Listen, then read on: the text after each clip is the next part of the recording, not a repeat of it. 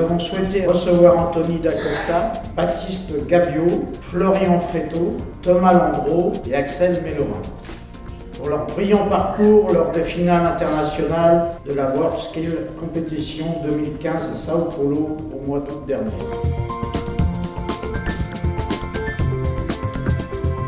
Les Olympiades, oui, c'est beaucoup d'investissement, c'est assez dur, donc il faut beaucoup prendre sur soi et se mettre à fond dedans. Il faut en vouloir, il faut avoir la hargne, l'esprit de compétition et jamais baisser les bras.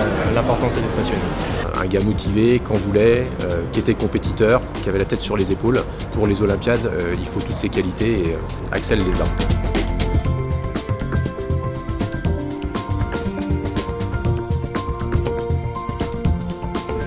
Tous nos jeunes, le savoir-faire, ils l'ont. Ce qu'on a besoin de leur apporter, c'est comment gérer la compétition, comment gérer la réalisation sur des temps réduits, comment gérer le fait d'avoir des gens qui regardent, qui observent, qui sont sans arrêt sur leur dos et en stressant le moins possible pour qu'ils puissent sortir le meilleur d'eux-mêmes. À partir du moment où j'étais vraiment bien dans la compétition, j'ai su que j'avais moyen de faire vraiment quelque chose. J'ai cru en cette médaille. Et j'ai pas lâché jusqu'au dernier instant, jusqu'au coup de sifflet final.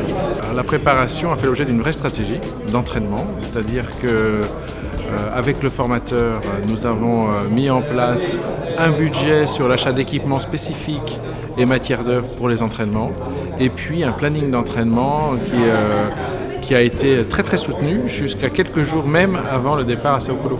Mon professeur était mon coach. Donc du coup, on a vu plusieurs méthodes d'entraînement, on a revu les mêmes choses. Je me suis entraîné à le faire, le refaire, de plus en plus vite, de plus en plus parfait. Le plus dur, c'était de permettre aux jeunes de continuer à progresser, mais à garder sa motivation. Parce qu'il a fait le sujet un nombre incalculable de fois.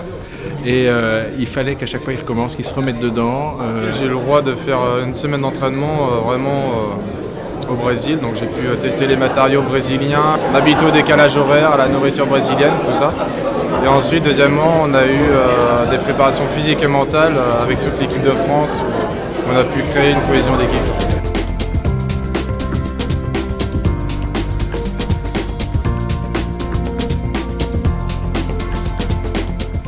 On l'a aidé à porter un défi, on l'a aidé à gagner, on l'a aidé à mesurer ce dont il était capable. Et c'est ça notre travail quotidien. Les Olympiades sont qu'un prétexte. Tout ce qu'il a mené en termes de confrontation, c'est une expérience pour lui, c'est une expérience pour le métier. Puis surtout, c'est une superbe vitrine de la promotion de cette jeunesse, le talent. Je suis fier, quoi. Je suis champion du monde, après c'est difficile de réaliser. Mes formateurs sont fiers parce que je suis un peu leur poulain, quoi, si on veut. C'est eux qui m'ont appris le métier au départ et c'est aussi grâce à eux que j'en suis là. Ils m'ont vu grandir et d'arriver jusque-là, je pense qu'ils peuvent être fiers de moi. Ouais. C'est un grand plaisir pour nous et c'est aussi une grande fierté. C'est à la fois ce sentiment d'accomplissement d'un travail bien fait, et puis un moment de plaisir aussi, voir un jeune à travers ces différentes étapes, atteindre la maturité professionnelle, mais également de le voir évoluer sur le plan humain. On est très fiers pour les formateurs qui les ont accompagnés. Et puis c'est une fierté pour le CFA parce qu'aujourd'hui ce sont des locomotives pour tous les jeunes qui nous font confiance et qui sont dans nos centres de formation. Les CFA de notre réseau paritaire ont eu 2 médailles d'or, une médaille de bronze, une médaille d'excellence. Donc c'est la preuve que nous mettons en place une formation alternée de qualité. Et donc le bilan il est fortement positif.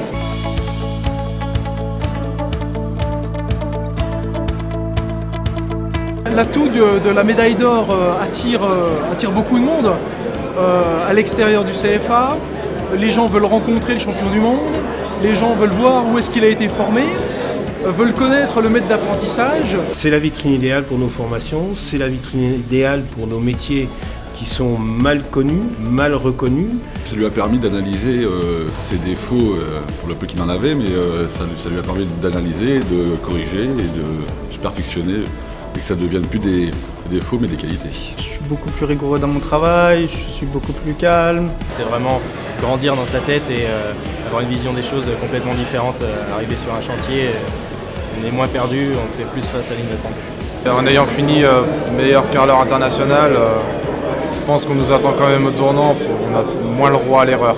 Les Olympiades leur apportent cette maturité qui leur fait comprendre qu'ils peuvent faire autre chose qu'être simplement un exécutant du bâtiment. Les gens à l'entrée de la compétition et à la sortie ne sont plus les mêmes, ils ont une confiance complètement différente, bien plus grande. L'équipe cette année était une équipe quand même exceptionnelle, extrêmement soudée, solidaire, motivée.